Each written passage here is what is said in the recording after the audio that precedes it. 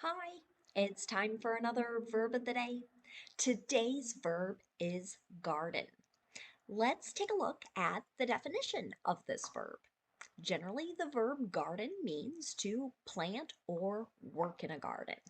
And you might have noticed a pattern this week with our videos water, compost, and now garden, in that my attempts to define these words always end up using the same form of the word. So a little bit later, of course, I will talk about garden as a noun, but generally it's referring to ground that we use to grow vegetables, fruits, maybe herbs, or even flowers. You should note that garden is a regular verb. To form the progressive of this verb, all you need to do is add ing to form gardening. The past tense and participle forms of this verb can be made by adding ed. Now, our base verb, garden, ends in a voiced n sound. This means that our ed ending is just going to make a d sound. We're not adding an extra syllable as we say it. So it should sound like this: gardened, gardened. Okay? Now, there aren't any other phrasal verbs that we need to study with garden, so let's move on and review a few verb tenses. Today, I thought we would practice the present progressive, also known as the present continuous, and the present perfect. Let's start with the present progressive. We use this verb tense to talk about activities that are happening now. We also use it to describe activities that are in progress during a time period that has not been completed yet.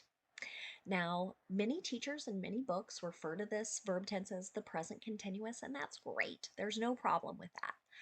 I like calling this the present progressive though, because the two P's can help me remember that I need two parts to make my verb tense.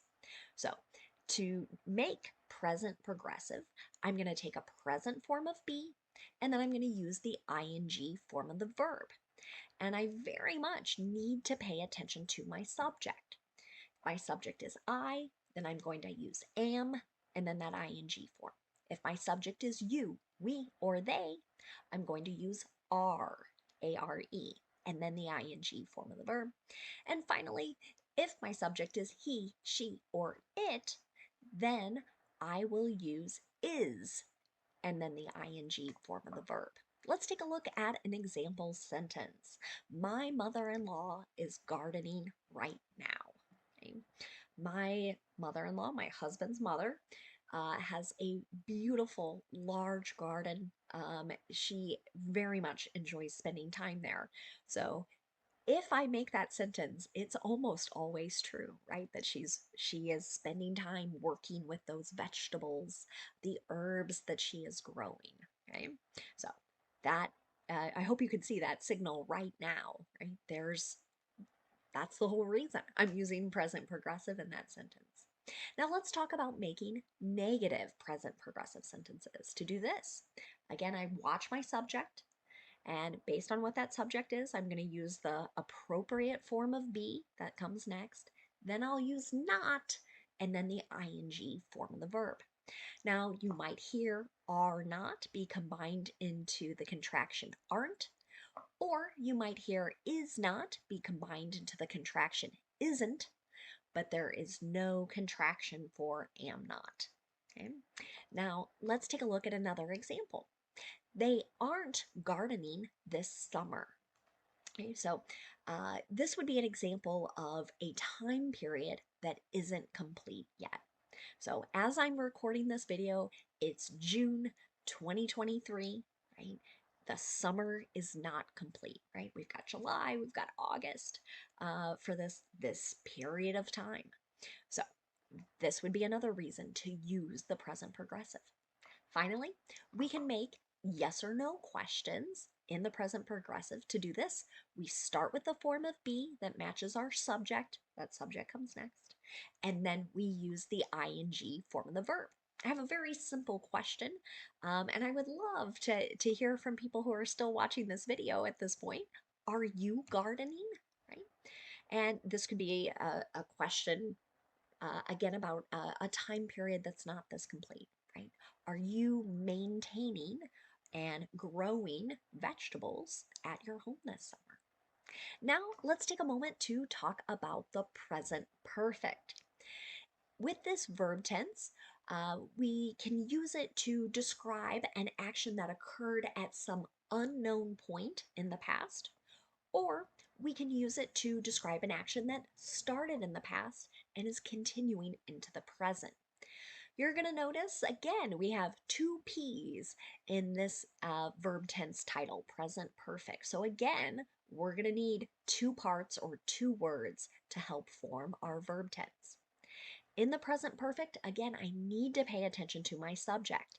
If my subject is I, you, we, or they, I use have, and then I use the ed form of my verb because this is a regular verb. If my subject is he, she, or it, then I use has, and then the ed form of the verb. Let's take a look at an example sentence. The fourth grade students have gardened all year, right? This is something that happens at many schools now, where in order to kind of teach people with like hands-on science, they get the kids maintaining, growing a garden, right? And so if for this particular school, the school year is not complete, it would make sense to use the present perfect. We're talking about an action maybe started at the beginning of the school year and it's still continuing. Now let's talk about making negative present perfect sentences. Again, I'm going to pay attention to my subject. If my subject is I, you, we, or they, I'll use have, then not, and then the participle form the verb, okay, or that ed form. If my subject is he, she, or it, I'll use has not, and then the participle form the verb. You may hear people use the contractions haven't for have not or hasn't for has not. And I used one of those contractions in my example sentence.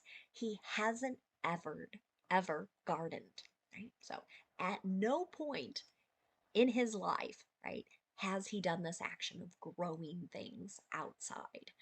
Okay. And I should note, I guess, to have a garden, many people in apartments will make gardens in pots, so it technically doesn't have to be outside. There are lots of sort of clever ways to grow things indoors, but I think my mind still kind of goes to the outside, particularly because I'm now living on a farm and I'm surrounded by many things growing outside. Finally, let's take a look at making a yes or no question in the present perfect. To do this, I start with have or has, whichever form matches my subject. That subject comes next. Then we use the participle form of the verb. Here's my final example. Have you gardened before? Right? So I'm kind of wondering at any point in your life, right? Not are you doing it now, but maybe when you were a child, you did it with your parents, something of that nature. Now let's move on and talk about those related words. And I mentioned earlier that the word garden can also be a noun. So that will have the exact same spelling and the exact same pronunciation as the verb. And generally, when we're using that word as a noun, we're referring to a small piece of ground that's being used in order to grow vegetables, fruits, herbs, or flowers, or maybe some combination of them all together. Let's take a look at an example sentence here. My grandfather maintained a small garden all through my childhood. It's a true statement. I know I said earlier in the video, my mother-in-law has a garden, and I think of her now, but I also always think of my maternal grandfather when I hear this word. So he very much enjoyed, I think, growing potatoes and lettuce. I remember radishes and a few other things in his garden. Now, a second way you'll hear the noun garden used is to describe area that is really meant for public enjoyment and public recreation. There may be flowers and other plants, and they might be kind of designed in sort of a decorative way. So an example of how you might hear this, many cities have botanical gardens. So I have the question, have you visited the botanical gardens? Maybe your city has one.